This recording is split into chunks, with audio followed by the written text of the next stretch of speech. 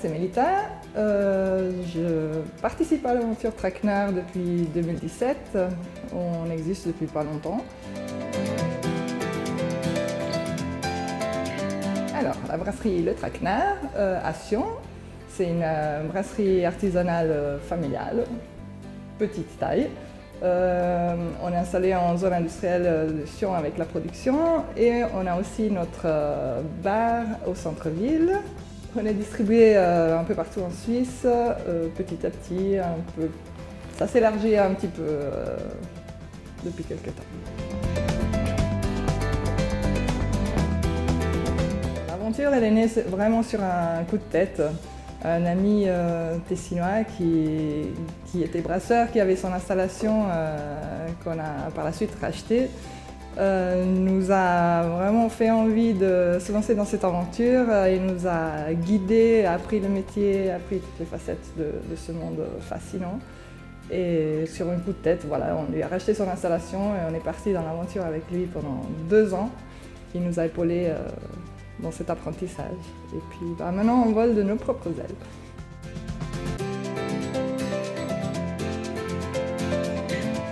Il y a tellement d'événements, d'histoires à notre bar. Voilà, chaque jour, c'est une histoire différente. On rencontre des gens incroyables et on a beaucoup de plaisir à partager cette culture, ce monde de la bière avec eux.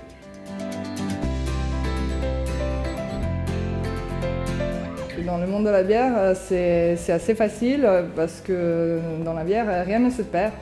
Donc toute la filière est utilisée, réutilisée. À la fin du brassage, il nous reste des céréales, des drèches qu'on va réutiliser. On va les donner aux agriculteurs qui vont nourrir leur bétail. Et puis voilà, même les bières qui ne sont pas réussies, qui pour nous ne sont pas vendables, on arrive à les distiller et créer d'autres produits parallèles.